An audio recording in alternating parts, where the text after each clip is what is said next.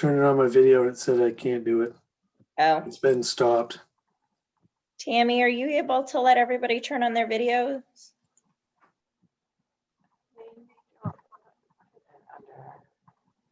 You can release your video. Ruth, it's under Ruth's account. It's under Ruth's account. Okay. There's no reason why they shouldn't be able to. Well, when I initially logged on, it said the host made it so you couldn't until I was made co-host. I wasn't able to either. Okay, so let me Okay. make all the panelists co-hosts is what I'll do, just to get around that. And then the attendees won't be able to do the video, so just the panelists. Sorry, Tammy, you're really hard to hear. It's okay. You guys should be able to start your video now. There you we guys go. Works. There's everybody. All right. I'm gonna turn mine back off for now because I'm eating. Fair. All right. So welcome to the February 8th, 2021 meeting of the Durham Planning Board. We are here to talk about 4 proposed land use ordinance changes, and we have decent attendance for us, which is very exciting. The goal of tonight is to go through each one, talk a little bit about the changes and what the planning board's intent was, and then to take public comment. And at this point, we may be able to make minor modifications to the ordinances, but we're too late in the process to make anything major. We did hold numerous workshops on these.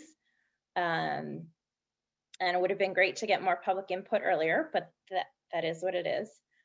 And so tonight is mostly to take comments, answer questions, and hopefully help people make up their minds based on good information when they vote in April. These will all be on the ballot in April. So what I'm going to do is I'm going to take each one of the ordinances one by one. I'm going to talk through the changes.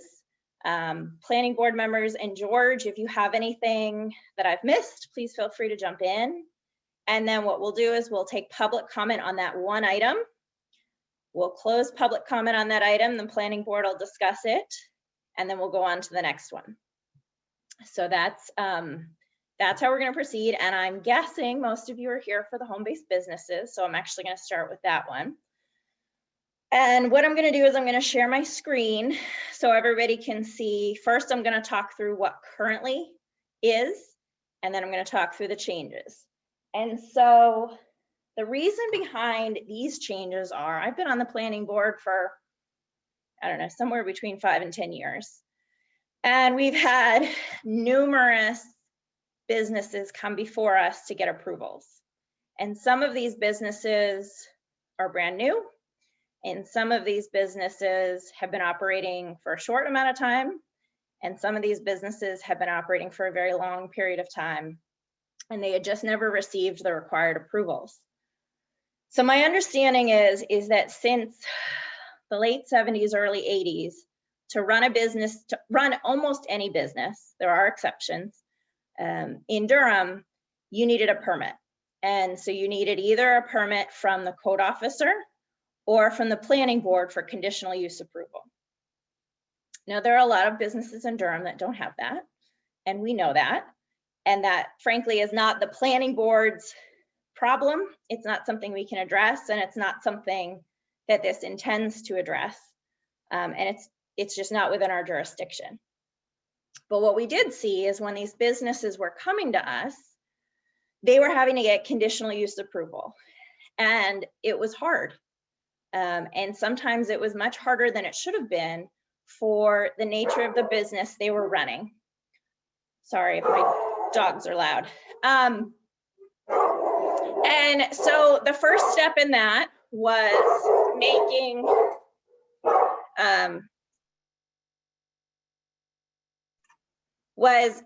making our conditional use process easier. And we already did that with George's help. We split it up into site plan and conditional use to make that process easier.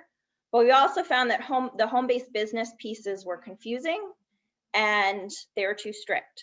So if you had a home-based business under the current ordinance, you could get code enforcement approval. If your business did not meet that narrow definition, then you had to come to us for a conditional use approval, which was much more difficult.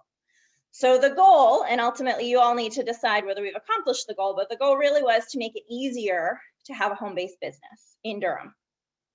And so what I want to do is first I want to talk through what the current standards are, and then we'll talk through what the proposed revisions are. So I'm going to share my screen, and the first thing I'm going to share, oh, I need to bring it up first, is the current ordinance.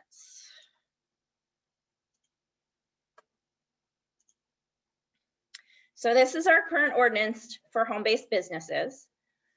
And basically a home-based business will be permitted if it meets all the requirements of this section 15.15. That's where it lives in our current ordinance. So B is the use of the dwelling shall be clearly incidental and subordinate to use for its residential purposes. That's currently a requirement. May not alter the residential character or change the character of the lot from its principal use as a residence. It has to be carried on wholly within the principal structure. And this was actually an issue we saw, a big issue we saw with this, is if you were running your business out of a garage or out of a barn, you couldn't qualify as a home-based business. And it didn't matter how minor your business was. If you were packing seeds in your barn and nobody ever saw you come and go, and nobody ever knew that you were running a business, if you were in your barn instead of your home, you would not qualify as a home-based business. Okay, sale of products limited to what's crafted, assembled, or substantially altered on the premises. You couldn't have traffic more than 20 trips per day, given that the average residence generates 10 trips per day. Getting to 20 is not a lot. So if you ran, for example, a hair salon or something that had more than 5 customers coming to your property a day, you would easily exceed that 20 trips. Adequate off-street parking is required. It could not use more than 30% of the total floor area of your home. Again, that was the principal dwelling, not a barn, not a garage. And then no more than 1 full-time employee or the equivalent outside of on the premises. In addition, there were standards.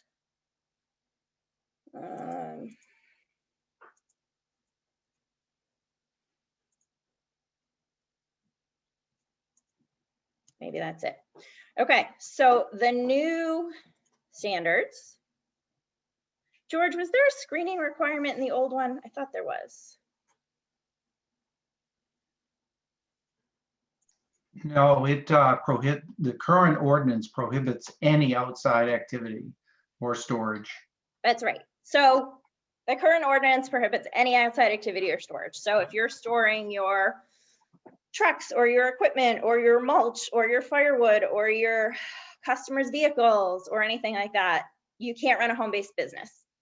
Now you could run a commercial business, which would require, you may be able to run a commercial business, which would require you to come to the board for conditional use.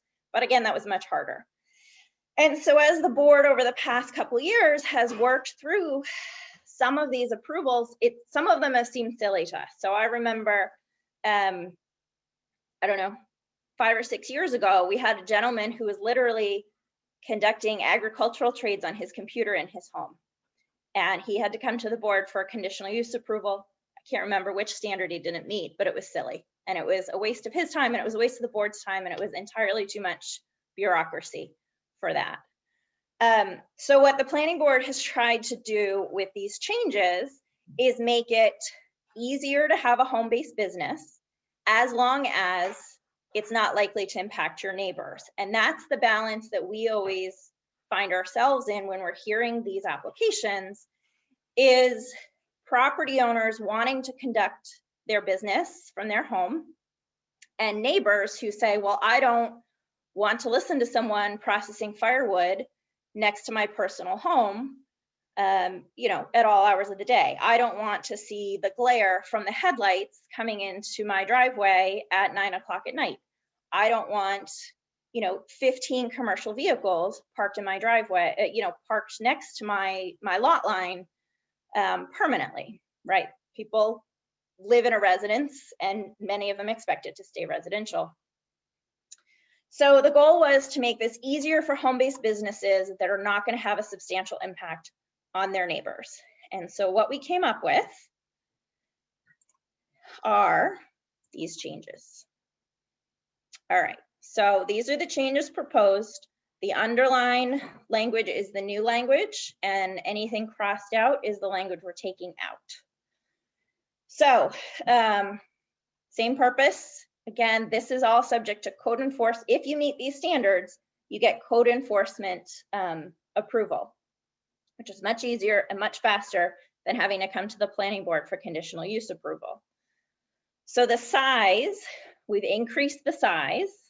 Previously, it was 30% of your principal structure, and now it's 50% of your principal and accessory structures. So your barn, your garage, your shed, whatever. But we did cap it at 1,500 square feet. We specifically put in provisions for a home daycare, and that's for child or adult daycare services up to 12 children. They would qualify as a home-based business. And the reason for that is home-based daycares are fairly common in Durham. So employees, we went from 1 to 2 employees. Previously, you were only allowed 1. This will allow 2. The appearance, so clearly incidental and subordinate. That's the same standard as in the current ordinance. May not alter the residential character. Same standard as in the current ordinance.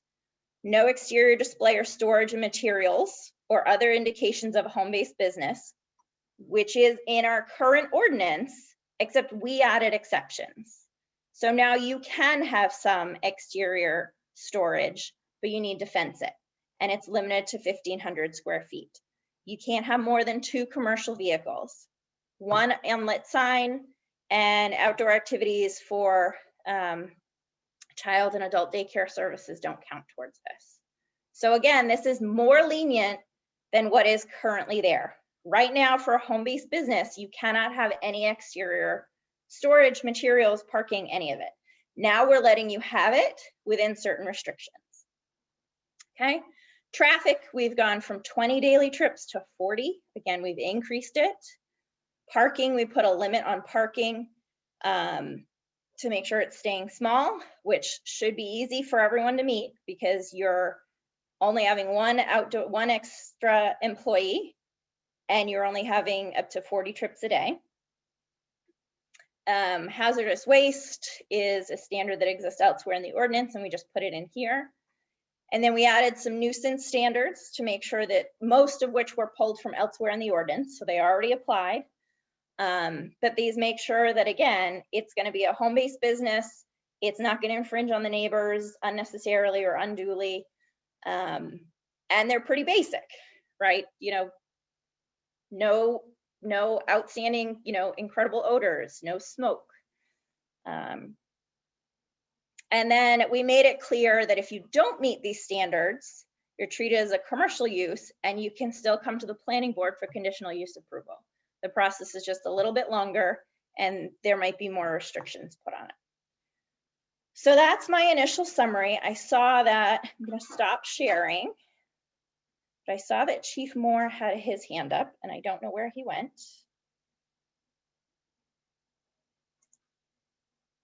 Chief Moore, did you still want to talk? Did you still have a question or comment? He's gone. So George or planning board members, do you have anything to add to that before I open it up for public comment? No? Okay. So if you'd like to speak, there's a little raise your hand function on Zoom. You can go ahead and raise your hand and I'll call on you and then you can speak. So Lee Fisher, you're first. I'm going to allow you to talk. Oh, somebody else did for me. So you can go ahead and unmute yourself, Lee, and then let us know. Okay, thanks, Ann. So my question is, the 40 trips per day, is that a cap at 40 or is that an average of 40? So you're not regularly exceeding 40, right? And nobody's gonna stand outside your business with a clicker counting the number of cars that come and go. Yep. How this is gonna work is if your neighbor sees that you have 100 cars coming and going a day, they're gonna call the code officer and complain. So, but it's generally speaking, you should not be exceeding 40 most days. Okay. And my follow-up question is, if I want to run an Airbnb at my home, does that fall under the home business? So probably not, because bed and breakfasts are currently allowed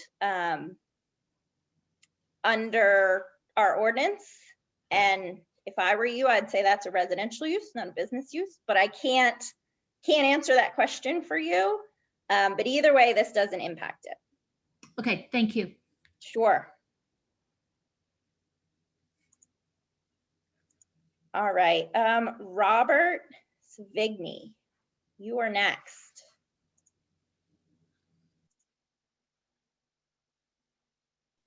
Can you hear me? Yes. I'm new to this Zoom thing, but I am very curious if this is grandfathered to existing businesses. I have a home on a private road and it's not allowed commercial access to an enterprise that has been using it for a few years. And I'm wondering if this would apply to them. So maybe. It depends on what their status is. So if this business either is not required to have approvals under our land use code, there are very few, it's mostly agriculture and bed and breakfast are the two big categories that aren't required, or they already have either a code officer permit or conditional use approval, this does not apply to them. If they're not a legal business, if they're not properly permitted, and they come in for a permit, this would apply to us considering their permit, or to the code officer considering their permit. Does that answer your question? It does, it's a family farm type of thing. And I was just wondering if it would apply, because I own the road. It's not commercial access. I mean, it's been a big to-do with the prior owner, but yeah. Okay. I'm Well, happy with it. agriculture is one of the big exceptions that does not generally need to come to either the code officer or us unless it's in resource protection. But if it was a different type of business that was required to have a permit, this would impact them. Thank you. You're welcome.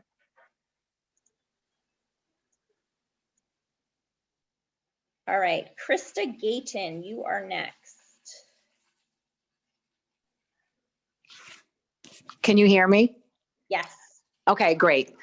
So my first question is in regards to the current ordinances. I have run a business out of my home before in Durham, and then I got rid of it, and we have opened up another business in our home. Under the current ordinances, what is it that requires a business to currently come in and apply to run a business out of their home? Or is there anything that currently states that? Or are we adding this to it? No, that's been, like I mentioned, that's been in the ordinance actually since the late 70s, early 80s, the requirement to get approval to run a business. And what kind of business? Because the first time I came into the town, I was told that it was a consulting business and I was not going to have customers in my home. So they told me that I did not need to get a permit because I was not going to be having people visiting me at my home. So we have a land use table in the current ordinance that lays out all the different uses. I will tell you that in the past, some code enforcement officers have not understood the impact of that. But Okay. either way, that land use table, which is what says whether you need a permit or you don't, that is not changing. Okay. So I guess when I came in, they never told me there was a land use, because obviously I would have gone to that. So there's a land use permit, excuse me, a land use table that says what businesses specifically need to have a approval from the town.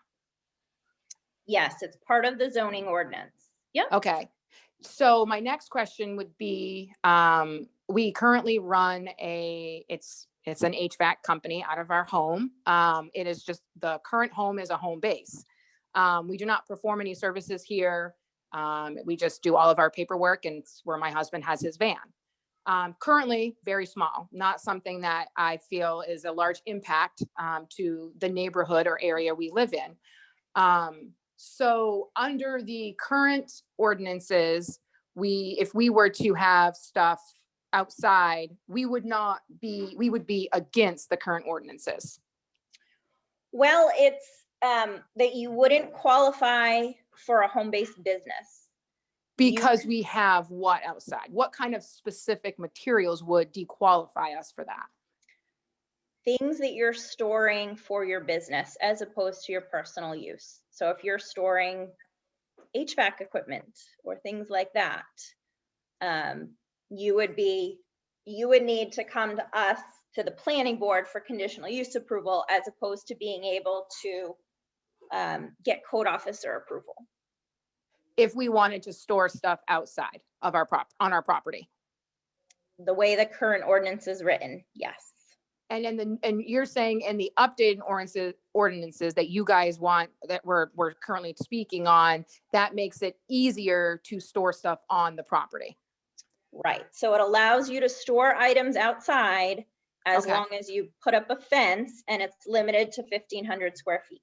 So are current businesses going to be grandfathered? Because my one concern that I have is that I feel like a lot of these ordinances, and I understand you guys are saying that these are giving businesses more freedom, but there are a lot of people in town on their own properties that are, maybe they're businesses and maybe they're not, that store a lot of stuff.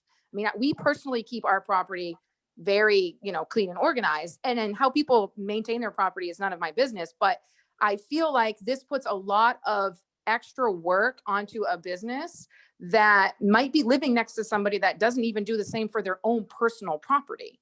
So I feel like that's really asking businesses to have to do extra just to be able to operate. I mean, we don't have customers that come to our property, and this is something that we just started. We only have a van, we have a garage, but that garage is just where we hold stuff. So I feel like that is grouping a lot of businesses into one category and asking them to do things that, maybe if we had customers coming to our property, I can see that this would be changing the use of the property. But we live here, we just park our vehicles here. So I feel like that is asking us to do something extra that really is not any different than we would do if my husband was bringing home a company vehicle from another company. So that, I just feel, that's my 2 cents on that. I really feel like businesses should be brought to the table in the town of Durham to work with them to identify what we can do as a community to, at a minimum, at least differentiate better what kind of businesses need to have stricter regulations and what don't. There are a lot of businesses in the town of Durham that these ordinances are going to change, and it's going to ask a lot of them. I mean, there are people in the town who have been running businesses here for a very, very, very long time, and these would impact them as well. So I just feel like businesses should be brought to the table to be able to work with them side by side to make ordinances, because it's going to impact a lot of people. Okay, thank you, Thank Krista.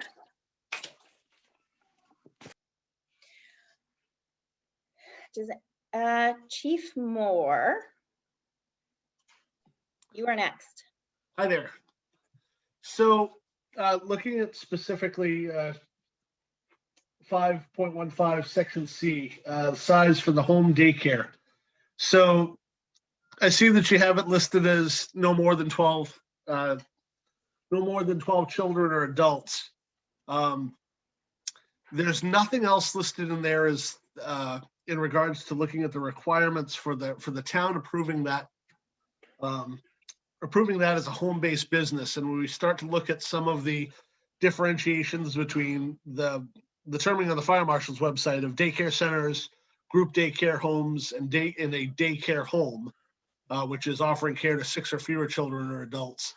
The egress requirements, the fire protection requirements vary a little bit, but overall they're still pretty standard. Is there anything, I'm not seeing it, is there anything in the ordinance that's citing that they're going to have to speak with the fire marshal's office about this? Because I feel like the town getting into the stance of approving a daycare like that, or any type of home care situation without really looking at the fire protection and the life safety requirements, puts us in a position of liability. So this is for land use purposes and not fire and life safety purposes. You and the fire marshal, through the state adopted codes, and I can't remember if Durham's adopted its own version of the NFPA codes, They have but those not. are separate from the zoning pieces, and those are separately enforceable. And the fact that they get a permit from the code officer to be able to do the use does not mean that the fire and life safety or building codes or anything else are appropriate for running a daycare. So they would need both.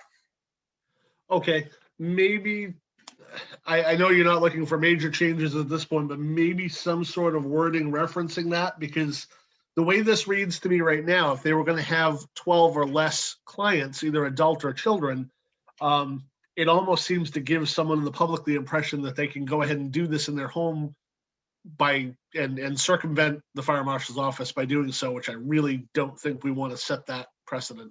No, absolutely not. George, did you have something to add to that? Yeah, I just wanted to point out that this is going to be administered by the code enforcement officer.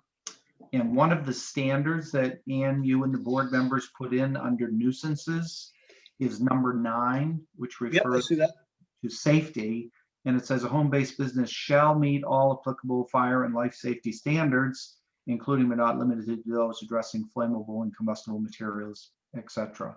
So the code officer in his review is going to look at that, and he's going to look at that, or he or she are going to say, oh, this is a daycare, therefore it has to meet the state fire marshal regulations for, emergency lighting and all of those other things. So I think it is specifically addressed there.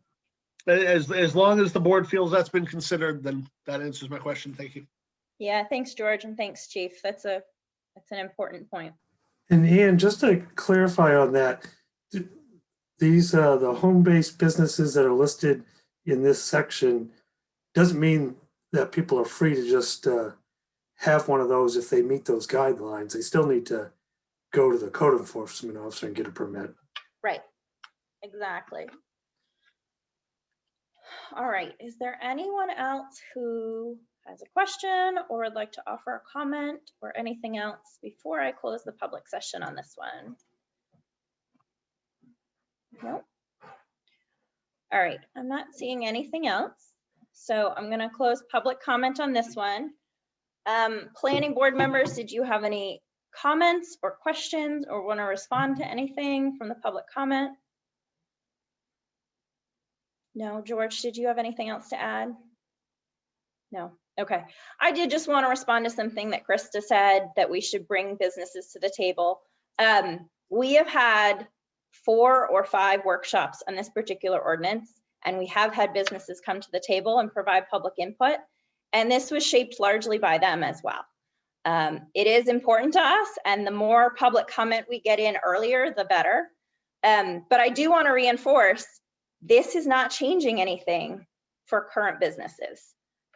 This is making it easier for either new businesses or businesses that are not currently legal to get approval. And that is our entire goal. So George, do we need to vote to adopt this, or is it just, this is it and it goes on the warrant? I believe that you've already sent the draft warrant articles that the board of selectmen have put on or voted to put on to the ballot. So this public hearing process is required for any ordinance that's going to be on the ballot. And you do, as you indicated, have the ability to make changes to this. If you're going to, completely change policy direction, then that would really affect it. But something like the fire chief suggested, adding more clarification on the safety standard requirements, which is in there, you could certainly add language to that effect or other clarification language. So I think that you don't need to have a formal vote on any of this at this point. It's just a public hearing. Okay, great. Thank you. All right, so the next one I'm going to turn to is the roads and backlot standards. Let me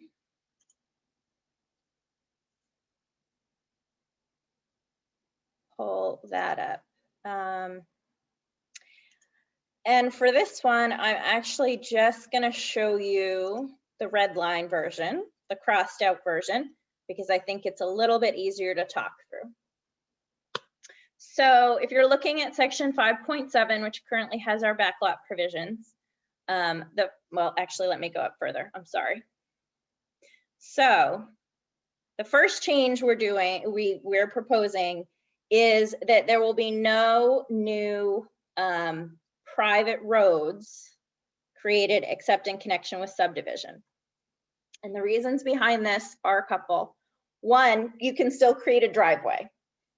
And driveways are easier to build. There are fewer standards for them. And the process for private roads before was that you came and presented to the planning board basically a road agreement, and we didn't know what to do with it. The property owner didn't know what to do with it. We didn't know what to do with it. It wasn't clear what standards we had to approve it or disapprove it. And driveways can be built to a lesser standard than private roads. So that was our goal there. If you're going to build a subdivision and you're going to have a bunch of houses on it, you're building a full road. If you're going to have one house on a back lot, it's a driveway, you can still have it, and it's going to be built to a lesser standard.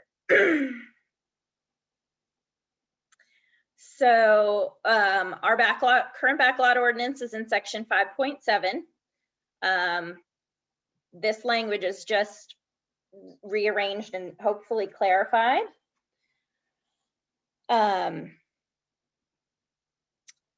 A now says only one single family dwelling and associated accessory structures may be constructed on a backlot.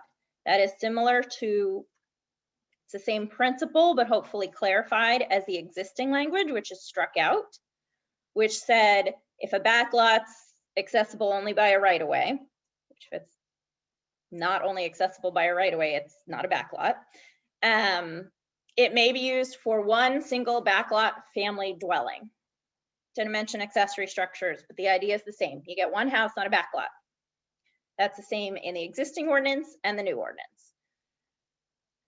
The backlot must have at least 50 feet of frontage on a private, town, and/or state accepted or maintained way. It must be deeded in fee or by easement.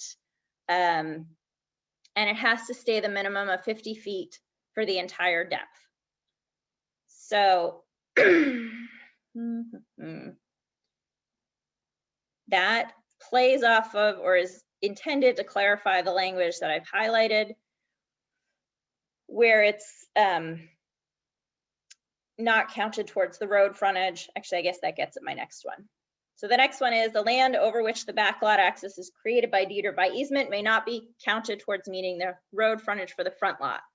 That's the same rule that's existed. Here it basically says you can't reduce the front lot's road frontage with the back lot's right of way. And we just tried to simplify that and make it more clear.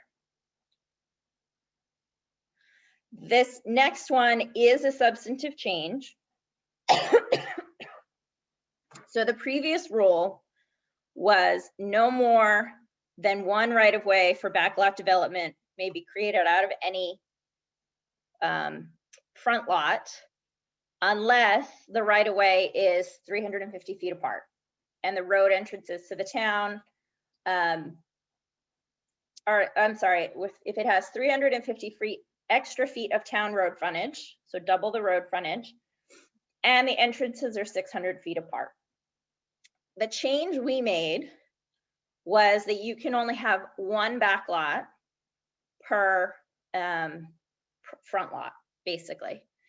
And the reason for this is we have not seen that it's good development to have people plugging in backlots every 600 feet. You still have the option to go to subdivision. And we find that subdivisions are much more thoughtfully planned. The roads are better planned out, the spacing's better planned out, and it winds up better for development and for neighborhood development. But that is the biggest substantive change that this section is making. The 300 feet in length and 200 feet in depth is the same as what number 4 used to be. Same thing as the 5 acres. That's the same in new and old. We just tried to make it more clear. And then we put in a driveway standard. So instead of having having this simple 20-foot right-of-way with a certain amount of aggregate and base, we've narrowed it to 16 feet, which is consistent with NFPA standard, and Chief Moore can correct me if I'm wrong on this, NFPA standards for driveway. And then you have the same 12 inches of aggregate subbase and 6 inches of base and appropriate drainage. We also added in, and all of this is for life safety purposes, a turnaround, so your fire trucks don't get stuck in your driveway. The fire chief has to make sure he can access it. We don't want people living on backlots to not be able to receive emergency services. And then some other basic standards that maybe George or my engineer friend on here can better explain. But this is basically just saying you got to build it to a certain standard without any crazy geometry or anything like that. Planning board and George, before I move on to the rest of the road pieces, do you guys have anything to add on the backlot changes? No. Okay. I'm gonna move on. So we basically repealed our current road section, which was confusing and not up to date, and my understanding is not in line with DOT standards. And what we created, this only has a minor change to Appendix 1. We did add parking requirements for site plan, which is if you are building a new commercial building or you are creating more parking, or there are only certain things that are subject to site plan approval. Does not apply to home-based businesses, for one thing. This does not apply. But if you're doing that, our current standard was pretty informal, basically like make sure they have adequate parking. And we didn't really know how to do that, and people didn't really know how to comply. And so we wound up with these amorphous standards where neighbors would think there was too much or not enough, and property owners or business owners who wanted to start a new business didn't want to build as much parking. They thought there would be less than we thought, and we didn't really have any standards. So we tried to come up with standards, and George, you pulled these from somewhere that existed, right? We did not make these up. Yeah, these are pretty typical standards for suburban rural communities like Durham. So they're just came out of sample ordinances, and they're all based on traffic engineering studies that have been done nationwide. But these have been adjusted for Maine small communities. And I would also point out that this whole section was in the roads appendix where nobody would ever look for it. So this has been moved to site plan review just as part of the reorganization to make it easier to find. Yeah, thank you, George. And then we have road classification instruction, and can I help you out with this one? Yeah, please. I'm just gonna say our goal with this was to try to make it easier for people to build roads that made sense. So that you weren't having small roads way overbuilt and you weren't having large roads underbuilt. And that was the goal of this. And I'll let George explain what we actually did. Okay, the previous ordinance had its road standards based upon the growth management program that the town just repealed. And basically it differentiated between public roads, which would be accepted by the town, and private roads that would have to be maintained by the subdivision lot owners. And when the town repealed that growth management ordinance, which said the town would only accept roads in the growth district, which is the area pretty much from the elementary school down to the river along both sides of Royalsboro Road, that area. So the ordinance wasn't really relevant anymore in terms of the road standards. So what we did was took those two basic categories of roads, which was the public road standard was 22 feet of pavement, and the private road standard was 20 feet of pavement, and then the associated dimensions of shoulders and other things that go with them. So we just substituted for public the local street, and for private the minor local street, based on the width and the other standards. And then we added a third classification because you may at some point in the future get a larger subdivision that has 20 or 30 lots. And so those road classifications may not be adequate to suffice for larger developments.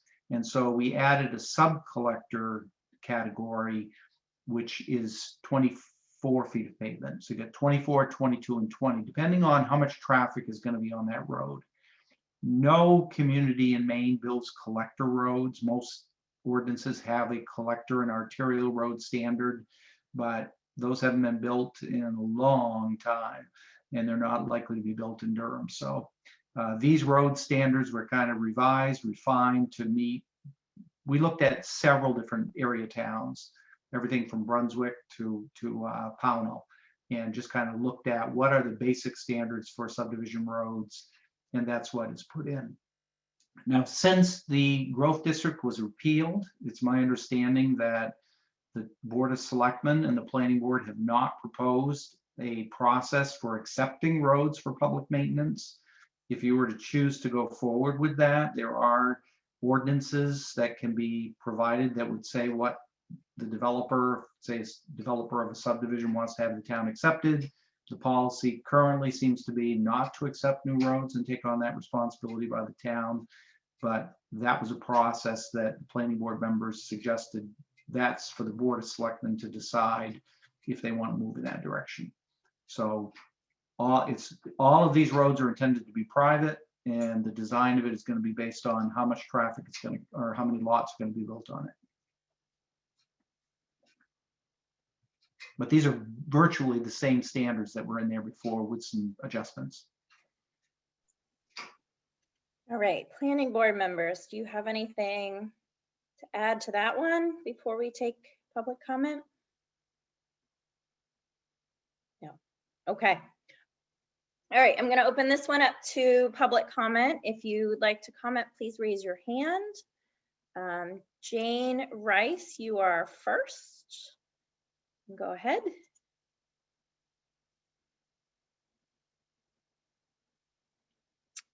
Jane, you'll need to unmute yourself and then you can talk.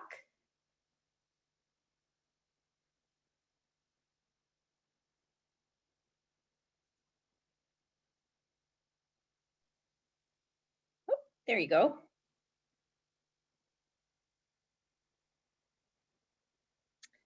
Jane, are you able to talk? We can't hear you.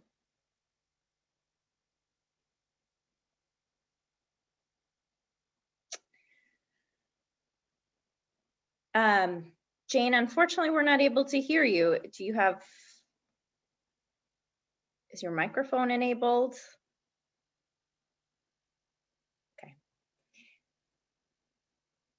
Jane, what I'm gonna do is I'm gonna mute you and go on to someone else. If you want to see if you can figure out how to talk, or you can call in on the number and we will we'll get back to you.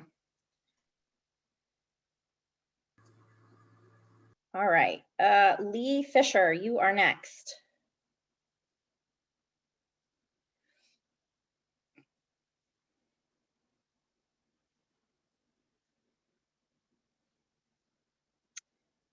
Lee, you can unmute yourself.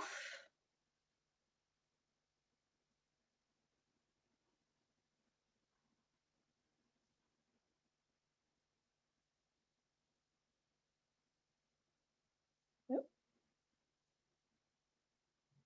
Tammy, are we having technical problems? Because Lee was able to talk before.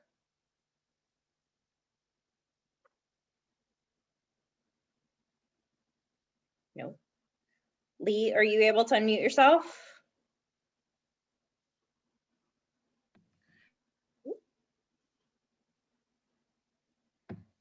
Thank you so much. I had to log back in. This is Liz. Okay. Hi, thank you. Thank you so much. Thanks for your patience. I had to log back in. Two things.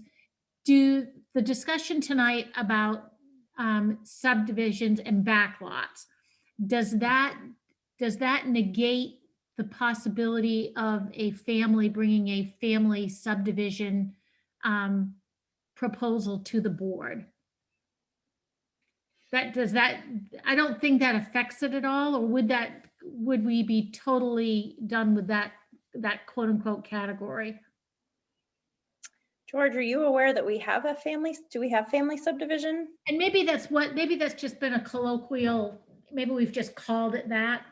Maybe there isn't really such an ordinance for such a thing. Let me try to address that. So I think everyone's familiar with the concept of a single back lot for one single family dwelling. We've just discussed those amendments to just clarify that. And I think everybody's equally familiar with a full subdivision with 20 lots and the roads that have to be built and the process to get that approved. In between those two things, in the main subdivision law and in every local ordinance, there are a set of exceptions to having to get a legally approved subdivision. And one of those is gifts to a relative, transfer to an abutter. There are several different exceptions. And so you could create 3 or 4 lots. Say or there's the homestead exemption. If you've lived on the property for 5 years as your principal dwelling, then that lot, if you split that out of the rest of your land, that lot doesn't count. So theoretically, you could sell off your house with 2 acres, give 2 different lots to your children, and then sell another lot, creating 4 new lots. And 3 of those lots might be on a private road, which was the issue that you just referred to, Ann, and that these ordinance amendments address. So you can still do that, and it's unclear. This set of amendments says you can't create the road without going through the planning board subdivision standards for creation of that road with full public notice and public hearing, and people have an opportunity to say, wait a minute, that drainage is gonna all come onto my property, or that is on a dangerous curve, all of those issues that come up when a subdivision is reviewed. So technically there will still be the same exemptions, and whether the planning board would give a partial subdivision approval for the road creation through the subdivision process, I don't think there's a clear answer on what the jurisdictional issues would be with that. But the intent of this set of amendments is to say those family lot or other types of exempt subdivisions being created with a new road is something that the ordinance should not be providing for. So other towns have what they call a private way set of standards and a process by the planning board to approve that. And that's something you could look at in the future if you wanted to. I had discussed it with the board back a year or more ago when we were preparing this information. So you could have the private road standards the problem with the current ordinance is, as Ann pointed out, there's really no process. There are standards in there which not all make complete sense, but the biggest problem is there's no process. The road commissioner can approve a private road without any public input. And it wasn't aligned with backlot provision. It seemed to circumvent that limitation. So this is kind of perhaps an intermediate step where you're going to have backlots and you're going to have subdivision roads. But at this point in time, until you develop the capacity to regulate this and the ordinance language to do it effectively, that middle program of development is not going to be available. Okay, thank you so much. Thank you for clarifying that. So Lee, before you move on, I just want to add a little bit to that. So while this doesn't directly impact a family, what you've referred to as a family subdivision, and basically what George has explained as statutory exemptions from subdivision rule, you would not be able to create two of those parcels that you divided out could not be backlots. You could have one backlot and everybody else would need to meet the road frontage requirements. And the driveway standard can only serve two dwellings. So if you had a big piece with lots of road frontage, this does not impact those family subdivisions.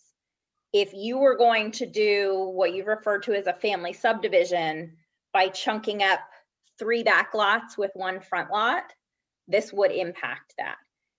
And we did that intentionally because we find that, right, eventually those backlots get sold. Right. And they get sold off from family members to completely unrelated people. Yep. And you wind up with development that was never planned. It was just, here's the lot to kids 1, 2, and 3, and I'm just going to divide it up evenly, and everybody's going to share the driveway, and it's no big deal. And we haven't seen those, frankly, go well or be particularly great for thoughtful development. So I hope that answers your question. Yeah, sure. Makes Well, perfect, yeah, makes sense. Makes okay. sense. Yep. And can we assume that roads that have already been constructed and met standards would be fine? We wouldn't be assuming any new standards to an existing private road. Nope, if it's a lawfully approved road and it was legal at the time it went in, this will not impact it at all. Okay, and the standards we're talking about also would not affect a public road, a road that is currently accepted by the town and maintained by the town. Right. Any legally existing road, whether it's public, private, driveway, anything like that, is not impacted by these changes. Okay, thank you. Yep.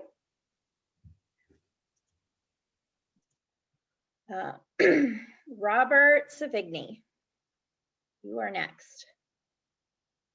That would be me. Thank you very much. I apologize. I'm new to this Zoom thing. I'm not young. I'm fairly elderly. And I guess I'm having an issue with this backlot thing. I think this is pre-COVID. If it had come to vote in town meeting, blah, blah, blah, but it's a different world, and that's what it is. So here I am, new to Zoom, but I'm a little concerned about this whole backlot issue. And, I'm not a new Durham resident. I love Durham. And I don't have hundreds of acres or anything else that I'm going to, subdivide. However, I've been through a number of code enforcement officers, from Dan Feeney to I don't know how many, to Bob. And it was always my understanding that a private road could could be accessible to 3 lots as long as they were 5 acres or more. And as I say, I'm elderly, I'm not going to subdivide or blah, blah, blah. But this is, is my retirement and is my kids' inheritance, that type of thing. So I don't want to come into something that is so restrictive that the land that I have cannot be maximized to their benefit. So I'm very concerned about this whole backlot thing that's going on. I have a lot of road frontage. I have probably an L-shaped lot with a lot of frontage on the road, but some deep lots. And I'm very concerned about this backlot thing that, you can only have 1 backlot per driveway. I have no problem with the 20-foot, you need to have 20 feet to get to homes and whatever else. But I'm very concerned about this 1 backlot issue that has been proposed and how that could affect my family and my family's financial viability going forward in terms of my investment in Durham.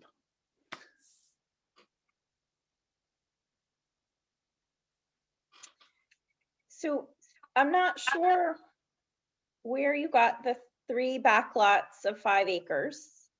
Because that's not the way the current ordinance is written. That was from a prior code enforcement. I mean, it may actually have been Bob, but it may be the one before Bob.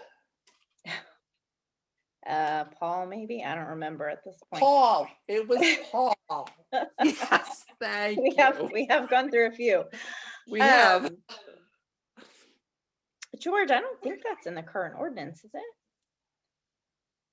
Well, the current ordinance, actually before the overhaul last year, gave the road commissioner authority to approve private roads without any process other than they had to bring the maintenance agreement to the planning board for approval.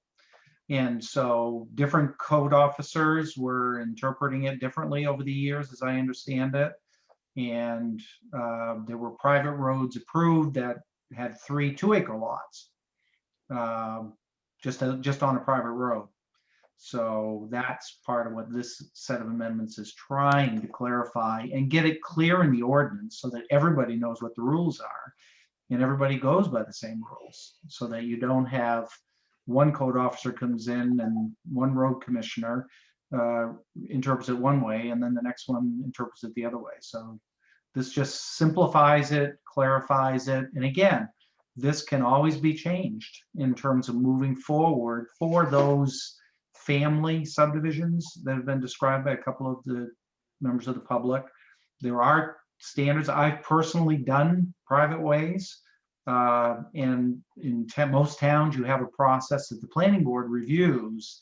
They don't have to meet all of the subdivision standards, but they do have to meet the standards for the construction of the road. And generally for 3 lots, it can still be a 16 or 18-foot common driveway, but there are clear design standards and a process for the approval of that where the neighbors have an opportunity to have say into it. Durham currently doesn't have that, and that could be a future project for you folks to work on to go to a private way standard that is consistent with the ordinances. Yep. The only other thing I wanted to qualify, and I have no idea how this would impact your particular property. You said it was 1 backlot per driveway. It's 1 backlot per front lot. So if you have a lot of road frontage, you can create a lot of front lots and each of those gets a backlot. So you may still be able to do what you want to do. I have no idea. Well, that's the problem. I do have a lot of frontage, but when I talked to Paul, he allowed me or said I could do and I have cuts already in the property that would allow me to do 3 backlots of 5 acres per each. And I think I really feel strongly, not that I'm going to do anything immediately, but I think that we should be grandfathered. We should be allowed to say, okay, this is what was told to us.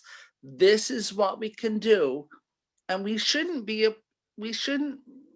applicable to these new rules because that is unreasonably restrictive to me. And as I say, I'm not a new landowner. I'm not anything that I'm going to develop, but you know, this is my legacy to my children. And I want to be able to allow them to maximize the potential of this small property that I have in Durham. And I'm not a big landowner, but I want to be able to let them maximize this. And I don't think I should be applicable to these new restrictive regulations. Well, I mean, the town still hasn't voted on it. And for folks who have already created backlots, it doesn't apply. But for folks who plan to create backlots, it would apply. Anyone who hasn't done it already. So we understand your point. Is there anything else we can answer for you? I'm dismayed. I can't say anything else. I'm dismayed. Okay. All right. Well, thank you for participating. Chief Moore, I have you next. And just so I can clarify this for my own thinking, is the intent of doing this to reduce the potential for basically people getting around the subdivision approval process? Absolutely. Okay. Absolutely. One thing I'd like Mr. Savigny and everyone else listening to think about is that one of the reasons why I think this is important for the board to approach this and make this amendment is when we start to put multiple structures on a property and it basically becomes a subdivision in and of itself, fire protection becomes a significant issue. Not just getting apparatus in there, but for the very limited amount of water supply that we actually have in this town, we don't have pressurized hydrants. We have dry hydrants that rely on rainwater and ponds actually holding their amount for the year. So when people start to put multiple structures on a property, they're actually adding to the fire load and the potential risk, and makes it very difficult for us to actually manage an emergency situation. That's why with the subdivision approval, we have discussion with these developers as to whether they need to put in a fire pond, whether they're going to consider residential sprinklers. So I appreciate people's concerns about being able to use their property in the way that the way that they would choose, but it also, when it starts to impact public safety in general, they need to take that into consideration. Thank you. Thank you, Chief Moore. That's actually really helpful. My comments focused on the planning aspect of it and what Durham looks like as it develops, but Chief Moore is absolutely right. One of the consequences of development without review is absolutely life safety challenges for our department. Jane, let's try this again. I think I'm unmuted. Can you hear me? Yes. Okay. So, and maybe Lee hit this, I don't know, because I had to log off and come back on. I'm reading the piece that went out on All Things Durham, and basically in one of the sections it says, similarly, code enforcement officers and the Board of Appeals have interpreted that for any lot to be grandfathered against a 2-acre lot and 300-foot road frontage requirements, it had to exist prior to 1976. So pre-existing non-conforming, I think, is some verbiage that I heard from Bob at one point. Is that stating this, that where does the 1976 verbiage come from? I have no idea. I didn't write that. George, did you? And Jane, this is, we haven't gotten to that part of it yet. That particular Okay. provision is in the miscellaneous provisions. And But I- it has to do with land use ordinances, correct? Yes, but it's part 4 of this set of land use ordinance amendments, and we will Okay, get to I'll hold that. I'll hold my question then. Okay, great. Thanks, Jane. Yeah. Todd, you're up. Hi, Ann. Hi, board. I just want to make clear, existing roads are not going to be reclassified under this ordinance? Nope. Where does it say that? That's just the nature of a zoning ordinance. If you don't make it applicable retroactive, then it only applies going forward. So existing public roads are going to be treated as they are now. Yep, if they're legal, which they should be, they're public roads. They are public roads. Right. Okay. I just want to make sure that's perfectly clear. Yep. We're not going to take a local road and make it a sub-collector road. No, this is for new roads. Okay. All right. Honestly, I can't imagine we're gonna have a whole lot of new sub-collector roads anyway. No, but. Yep. All right. I want to make that abundantly clear. Okay, All thank right. you, sir. Thank you.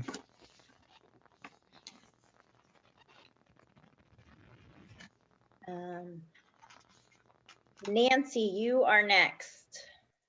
Actually, it's going to be my husband, Matt. Okay, great. He's Matt. sitting right here. I have a question. You talk about on their back lot, you talk about private road into that back lot. And then if you layer over it, the homestead, you're saying it would be a driveway that's permissible with a drive off of it. And I'm just wondering, what kind of layering you can do there, or am I incorrect with what you're saying is doable? I guess maybe I'm not understanding your question. So if you have, let me try to summarize what I think you're asking, and then you can correct me if I'm wrong.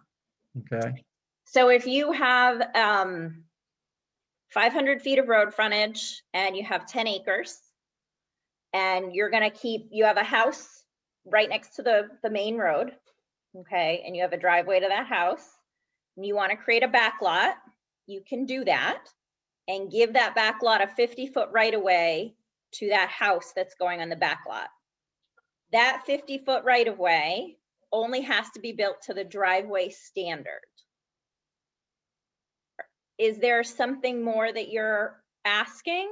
Yeah, my question would carry over to the homestead exemption part of this, where you can have a driveway to another home and back of it. And I guess my question is,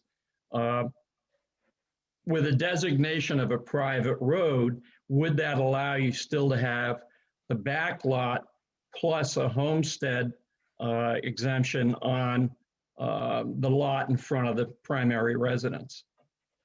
When you say homestead exemption, are you talking about a subdivision exemption? No, I'm talking about this whole, road situation where you're saying a family can have secondary residence behind the primary residence as long as it's off the common drive. I guess I still don't understand. George, do you? Yeah, let me try to take a crack at this. So what this set of amendments will do is say, look, you can do one single back lot. The standards will be easier. Right now, people have to build a 20-foot road to serve a single back lot than a home on it. And that's just very difficult for people. So this says, no, you can put in a single back lot with a single family dwelling and only have to do a 16-foot driveway with the 50-foot access out onto the main road. The landowner can still do more development. They will just have to apply to the planning board to upgrade that road. You could have it the same access. They are allowed to do one single family lot with one single home on it. The back lot has to be at least 5 acres. And so the minimum lot size is 2 acres. So if they wanted to upgrade that, they'd go through the planning board, which they haven't done in the past. And you'd look at that road standard and they'd be putting in a minor local, which is the 20 feet, but it's going to have multiple lots on it. And there'd be a review process for that. That's the biggest issue. So this doesn't say you can't do it. It just says if you're going to do more than one lot, you're going to have to go through a regulatory process with the planning board to make sure that the road is appropriately designed and maintained and that the fire safety issues are addressed as with any other subdivision of land that the board reviews. So what you're saying is that there's no overlap. In other words, you couldn't get that rear lot, excuse me, as well as a private family lot to the rear of the primary. So you could not get both. Well, the intent is to limit each lot, each existing lot, to a single back lot. Now, as Ann pointed out earlier, I think, Ann, you were pointing to the fact that let's say you have 20 acres and you split that into two 10-acre lots, each of which has at least 350 feet of frontage on the main road. Each of those 10-acre lots would be able to do a back lot. Okay, I guess that explains it. Thank you. Thank you. Okay, thank you. Robert Savigny again. So George, I am confused because I think I just heard you say that a 50-foot road could actually service 3 5-acre lots. Am I incorrect? If you went to the planning board for approval for a subdivision and you were creating 3 lots, each of which had 5 acres on a private road going back in, that would be approved by the planning board as a subdivision. Could not be done as a back lot. Oh, so now it's just a subdivision as opposed to a backlot thing that Paul told me. Well, that's palatable. That's actually very palatable. That works. Oh, I'm sorry we weren't clear on that. Yes, no, there's definitely a way to do it. The goal is just, we don't want people just plopping backlots anywhere. We want to look at the whole thing, and you can do that through subdivision. I mean, you can create 2-acre lots through subdivision. Oh, God forbid. Even smaller, so. God right. forbid. I'm sorry that wasn't clear. Is there anything else? No, that makes me very happy. That's very palatable. Thank you so much. Okay. All right. Do we have anyone else with comments or questions on the roads and the backlots? I don't see any more hands. Planning board, do you have anything else? Oh, I do have one more. Nancy. Ooh. Nancy again. Again. I guess I don't quite understand. Maybe you can clear it up this way. If you have a single residential lot, obviously as a family property, and you want to put a second house on that same lot, is that legal, or what's the deal there? It's because I don't think it's real clear. Well, that's And a little. That's a little bit of a different question.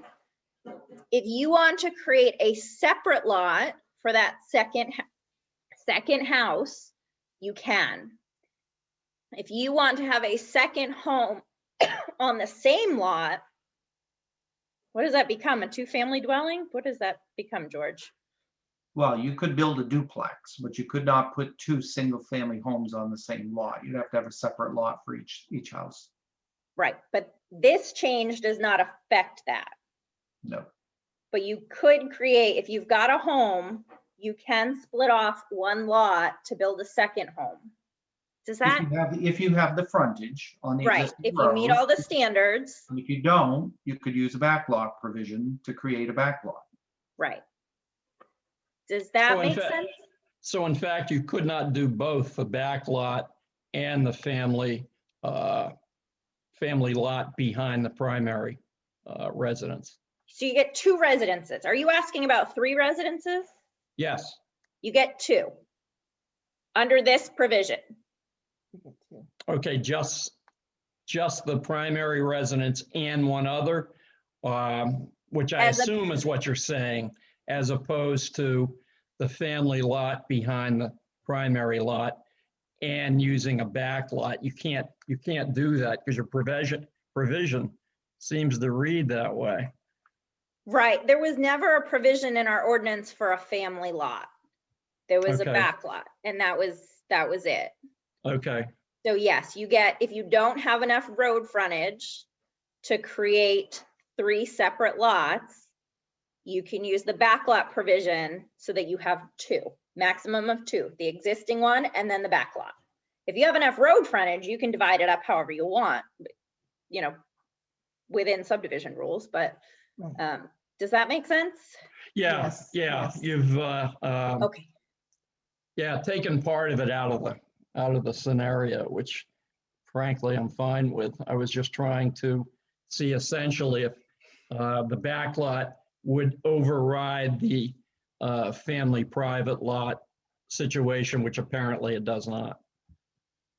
Thank Right, you. we don't currently have one of those provisions in our ordinance. Right, Okay, thank you. okay, great. All right, Lee again. Thanks, Ann. Is there anything in the new ordinances that would keep a landowner from having to tar their road, which is one of the major obstacles for any dividing your land at all? So, yeah, for a backlot, yes. So and George, correct me if I'm wrong on these, but my understanding is in our previous ordinance, a backlot was serviced by a road and was supposed to have been tarred, which is not practical. And now we've created this, it's a driveway and does not need to be tarred. But if you're creating a subdivision, it still has to be paved. And the thing that would trigger quote unquote subdivision would actually be what? Well, there's a subdivision statute on what defines subdivision. If you're talking about the backlot piece, if you do not have enough road frontage to create multiple lots and have each lot conforming as to road frontage, and you want more than one backlot, you would need to go through subdivision approval. And you need to build a road. And under the current ordinance and under the proposed revisions, that private roads can serve up to 3 lots and still be gravel. Oh, there you go. If you go to the 4th lot, that has to, and one of the clarifications in this set of amendments, because this is where the planning board had struggled. Let's say somebody does a small subdivision with 3 lots, or it has 1 lot out on the main road and then 3 lots served by a road. So you've got 3 lots using the private gravel road, then they extend it and add a 4th lot. Do they just pave beyond the 3rd lot, or do they pave the whole thing? It doesn't make any sense to start the paving after the first 3 lots, especially if the main road is paved. So this says if you add a 4th lot, you pave it all the way out to the main road. Awesome. Thank you so much. Thank you. Great. Thank you, George. All right. Robert again. So I'm elderly and I'm not totally current on these things, but someone mentioned about doing a second dwelling on their lot. And you talked about that, but I thought that, I don't know if it's federal or just Maine, but I have a friend who actually did this this scenario where he has his main dwelling and he has another dwelling for himself, and it didn't require any subdivision or anything else. It was just allowed. So I'm just doing a follow-up on the prior question.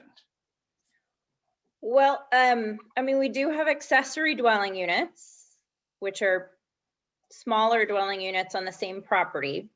But either way, this does not impact that. This change.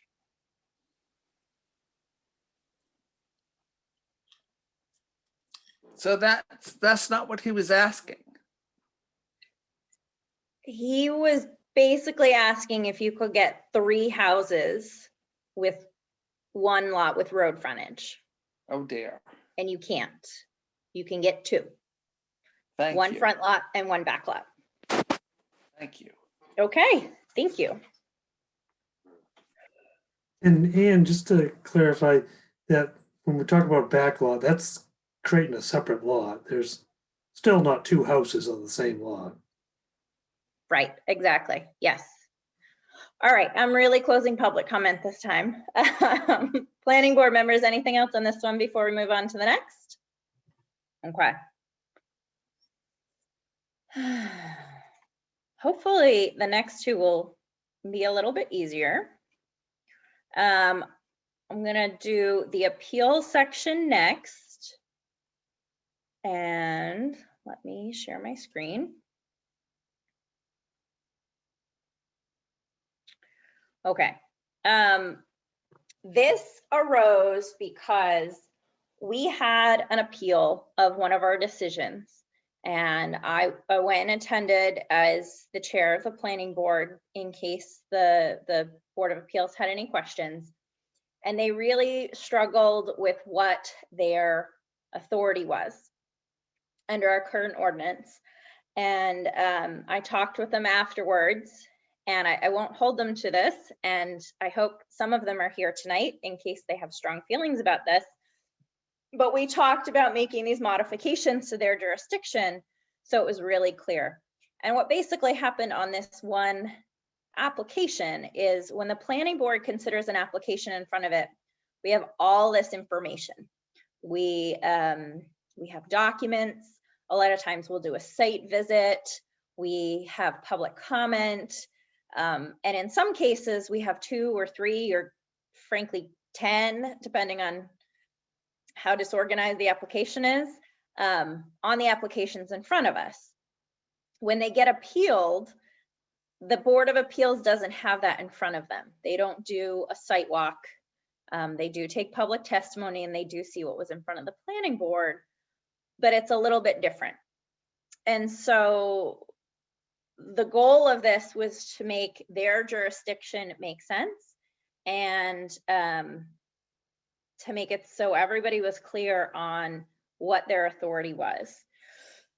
So running through it quickly, all of these deletions were just redundant provisions in the ordinance. And so we took them all and we stuck them at the end. So I'm going to run to the end. Okay. So a lot of this is just clarification. It was taking out redundant language. The substantive change here is the language used to say, let me see if I can find it.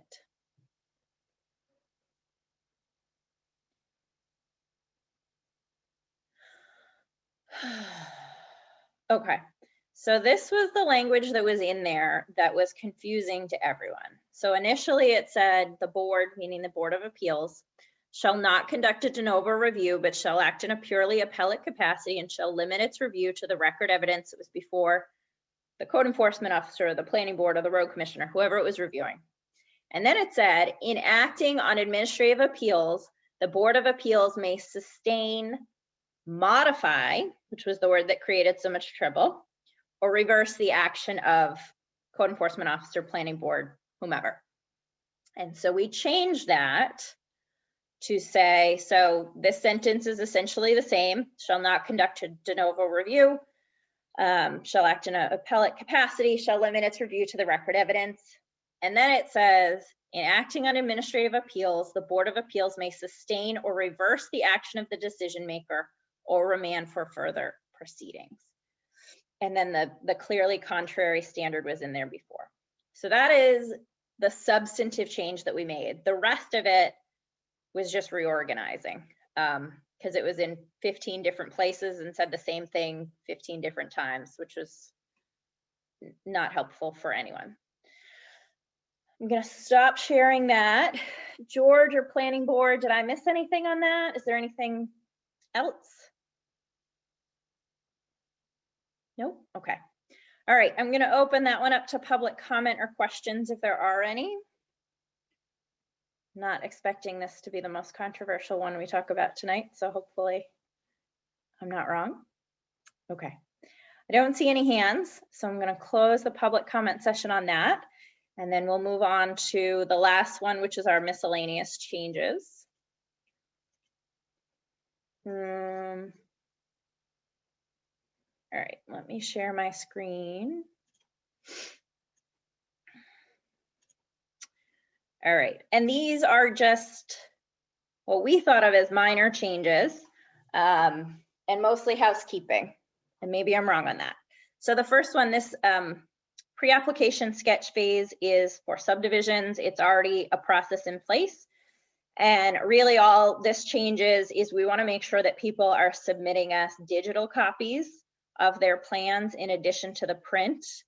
One, because we're trying to get items up on the web ahead of time. Before, if you wanted to know what the background was for a planning board agenda item, you had to come into town hall and look at the printed copies. We're trying to be better. We're not perfect, but we're trying to be better about getting those up online ahead of the meeting so people can look at them. It's also easier, if anyone's watched me try to manage paper at a meeting, it's a disaster and it winds up everywhere. Digital works much better for me, and some of the other board members prefer it. So it's just requiring that. Same thing for the preliminary plan. Again, this applies to subdivision applications. Everybody's submitting printed copies as well as one electronic copy. This is just, so again, this is subdivision topography at 5-foot contours. We just moved, this was always a potentially required piece that we would typically require and frankly need to evaluate the site, just making it clear that 5-foot contours and then 2-foot contours for alterations. And that's pretty standard for any plan in a subdivision. And that language was taken out of this section. So we literally just moved it. And we also changed this language. What we were doing before is we had this huge long checklist of items that you had to submit for subdivision approval. And half the time they weren't applicable unless you were doing a really large subdivision. And so the board would have to go through this process where the applicant would request a waiver and we'd grant it for each and every single submission requirement. And so we've changed this around a little bit to basically say the board can ask for these studies if it's relevant. So a high intensity soil survey, maybe we need it, maybe we don't, but we can ask for it instead of requiring the applicant to go through the process of asking us for a waiver. We just hoped that would make it a little bit more efficient, particularly for those smaller projects. This section 6.9, that's just a digital copy again. 6.9, I think we just took out that language because we can waive anything. Is that right, George? Yeah, that was confusing language. Okay, so that was just a clarification, not intended to change anything substantive. Again, we're back to the digital copy. Oops, digital copy for conditional use. So same thing, if you're doing a conditional use application, you're going to submit it in hard copy and electronic so we can get it up on the web and circulate it.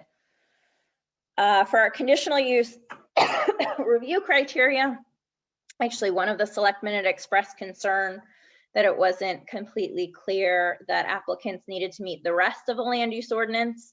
I think we had all interpreted it as already necessary, but this just removed any question that you have to be in compliance. Site plan is the same digital requirement.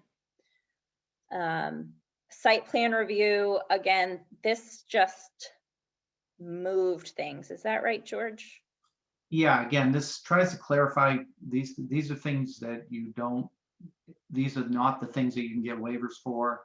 And so these are just now standard submission requirements for which you can get waivers. Yeah. So again, trying to clarify the things that are typically required versus the things that may not be required. They were already in the ordinance, we just moved them around.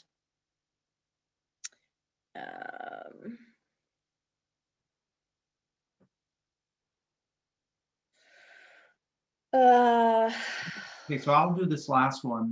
This That'd be is great. the shoreline zoning. The town had been in violation of the mandatory Shoreline Zoning Act. We went through a process of rewriting the land use ordinance to bring the shoreline zoning regulations into compliance with state law. The DEP has approved all of those amendments. Thank you. And they did require one small change, and so that's being incorporated into this. The provisional order of the DEP requires that streams and freshwater open wetlands have the same frontage requirements as a lake or the river. And so this language just adds that into the ordinance. It's in the provisional order, so it is enforceable.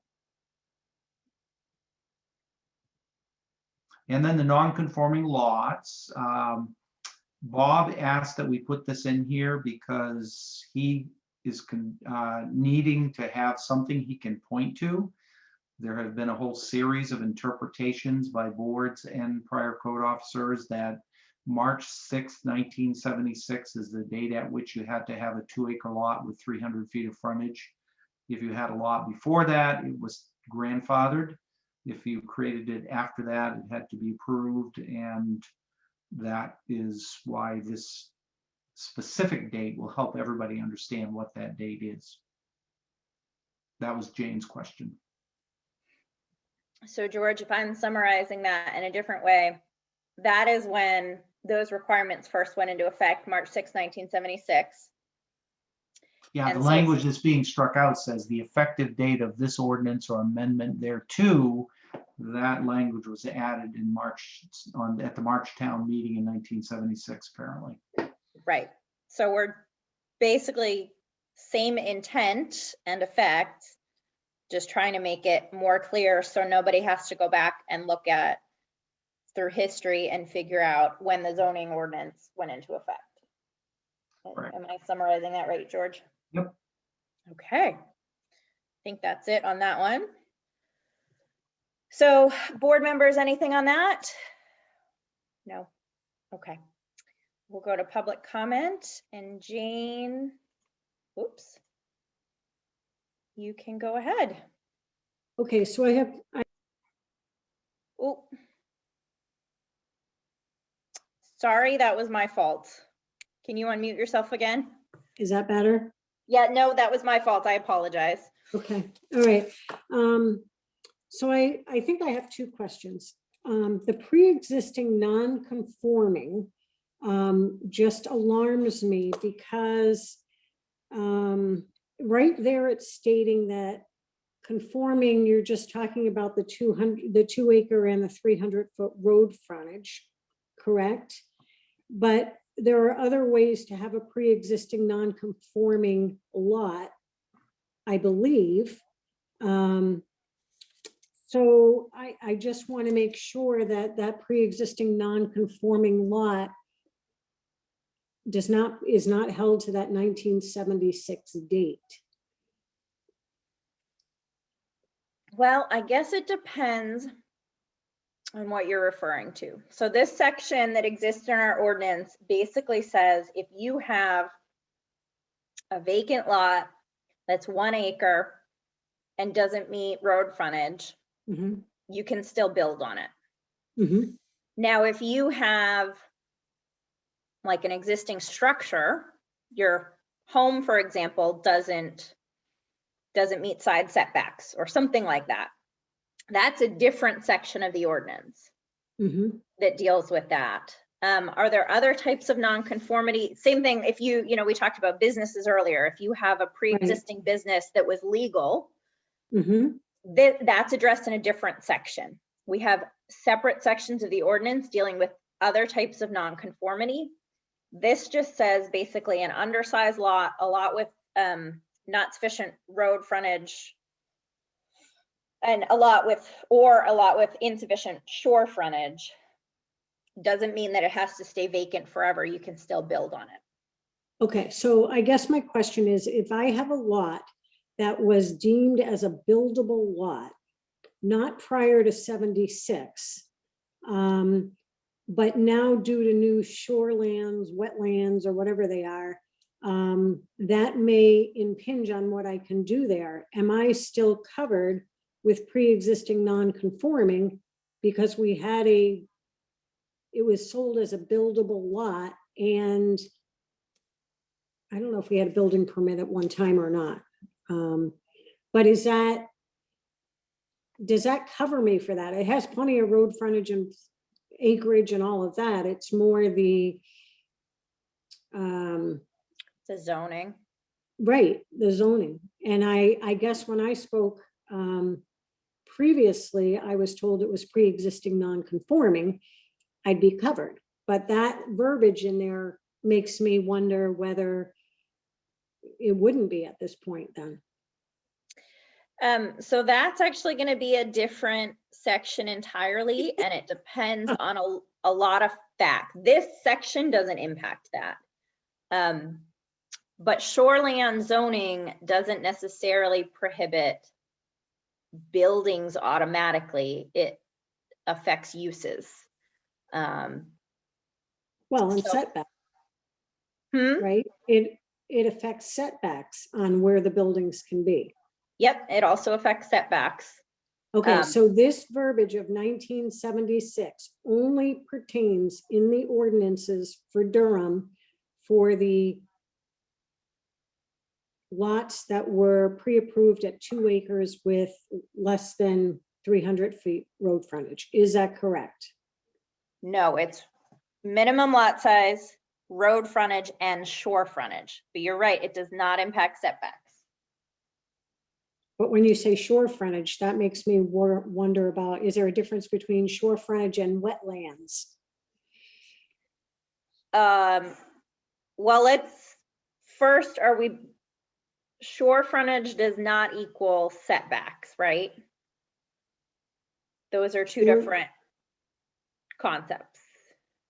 Okay, maybe I need clarification on that, because shore frontage to me dictates in wetlands that you have to be so many feet back. Nope, those are two different things. So shore frontage in certain sections would be like on the river or? Yeah, so if you're on the river, you have to have, and I'm making up a number because I can't find it quickly in the ordinance, but you have, in order to have a lot on the river, you have to have 250 feet of shore frontage. Or something like that. And a setback of so many feet. And a setback of 75 or 100 or 250 feet from it. So they're two different concepts. Okay, so wetlands does not depict shore frontage. Correct. I think we're saying the same thing. A setback from a wetland has nothing to do with required shore frontage. Okay. George was going to say something, I think. Yes, Jane, let me try to clarify a couple of things. First, DEP imposed shoreland zoning on the entire town of Durham in 1994. And that ordinance that was imposed upon the town had shore frontage requirements. In 2019, the town revised the land use ordinance to comply with what the state had imposed upon the town in 1994. So if you had a lot created before 1994, Mhm. then that would not be subject to these shore frontage requirements. If it was created in 1986, 2006, it would have to have the shore frontage requirements.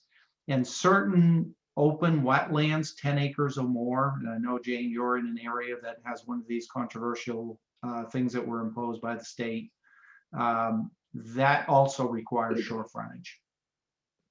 So, but as far as the grandfathered status of it, establishing March 6, 1976, whatever that date is, that only applies to those grandfathered lots, not related to shoreline zoning, I think, because that's a separate set of regulations. So George, actually, now I have a question. Okay. Is there a different date that we need to be using for shore frontage? Well, the shoreline zoning provisions have their own sets of dates for nonconformity in Article 9. And the only place that shore frontage should be relevant is in shoreline zoning, right? Correct. That is correct. So then that change we're making is incorrect, right? For shore frontage? No, it applies to the standard zoning of minimum lot size, front and lot area and frontage. Does not, structures are, like you said, are a separate issue. Uses are a separate grandfathered issue. And shoreland zoning has its own non-conforming section apart from this article. Holy crap. So George, is shore frontage relevant in any section other than this one? It's relevant in Article 9. This is Article 16, I think, for non-conforming lots. Right. And my question is, so this 1976 date applies, we're all on the same page. It applies to lot area and lot frontage, right? Correct. Mhm. What I heard you say is that shore frontage should be 1990. 94. Right. So then this is incorrect, right? As Well, to if shore you frontage. go to Article 9, there is a section on nonconformity within the shoreland zoning. Yep, I That understand that, deals- but that I deals- don't want competing non-conformity provisions. That will just lead to confusion. So if shore frontage is only relevant in the shoreland zoning article, Mhm. I don't want someone having to read both chapter or section Article 9 and this section and say, well, which one applies to my shore frontage? If shore frontage is not 1976, I don't want this saying 1976. Does that make sense? It does. There are other non-conforming issues in shoreland zoning that need to be addressed, like replacing a camp that's too close to the lake. Those are the types of things that are addressed in the non-conformity provisions of shoreland zoning that don't apply to other properties outside of shoreland zoning. So we can take a look at that going forward and determine whether or not the separate non-conformity provisions of the shoreland zoning, which are required by DEP guidelines, can stay in the shoreland zoning section and not create a lot of confusion. Well, I'm not concerned about those non-conforming sections, right? Okay. They are what they are. Yeah. I'm concerned about the language in this one that says shore frontage is 1976. I don't think it does say that, does it? Yeah. It says lot size, road frontage, and shore frontage. Yeah, this one should, I think we should strike the shore frontage part of this one. Okay. Well, and I'm uncomfortable doing that right now. So I guess my Yeah. recommendation is that we issue and this change was solely to make it easier for people to figure out what date applied. It's not actually changing anything. Correct. So I think rather than trying to muck with it right now and risk screwing something up without fully thinking through this, I think I would rather that the planning board issue a recommendation. Can we just take that out, George? Can we take that section out of our proposed Yeah, ordinance? these are proposed changes. If you want to withdraw that proposed change, I don't think there's anything that prevents you from doing that. All right, planning board members, are you all comfortable with that? Yep. Yeah, okay. So we're gonna take out the change altogether for that section. And the rest of the changes will go forward to the warrant. Is that right? And then we'll look at this more carefully. And there may be other ways to address this. You could get an advisory opinion from the town attorney that this is the date that everybody should be using, have that officially approved by the Board of Zoning Appeals, and there's other ways to deal with this. Well, and I think it's a good policy to have it in there so everyone knows what it is up front.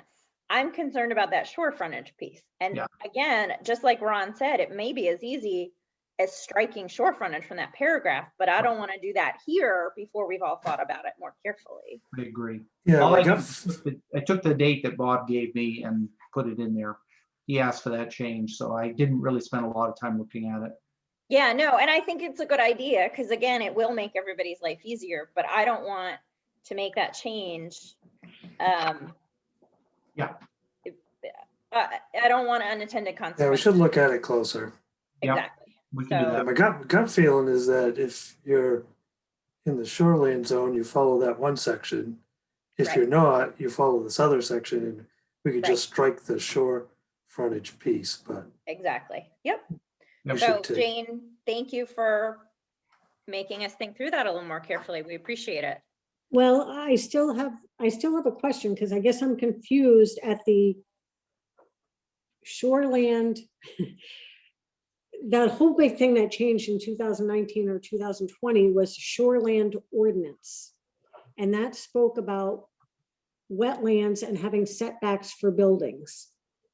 This shoreland that you're talking about is like water frontage, not wetland setbacks. Am I correct or not? Because I think it's still, I still think it could be used to say that that date would be 76 for wetland ordinances. And I just want clarification on that. So yes, shore frontage and setbacks are two different concepts in the ordinance. Okay. okay. All right, thank you. Is there anyone else on this one? No? All right, I'm gonna close the public comment session. Planning board, do you have anything else for tonight? So I think what we've agreed is that we're sending the first 3 drafts as they're drafted. That 4th miscellaneous section, we're taking out the last change altogether, the entire thing, and we'll put it on another agenda to discuss. And then that one is going, the rest of that's going as is. Everybody else agree? Okay. George, do you have anything else or need anything else from us? Nope, that's good. Okay, can I have a motion to adjourn? Motion to adjourn. Can I have a second? I'll second it. All right, all those in favor, roll call. Juliet, Yes. Ron, Yes. Wes, Yes. and I am a yes. Thank you everyone for participating tonight. George, thanks for all your help.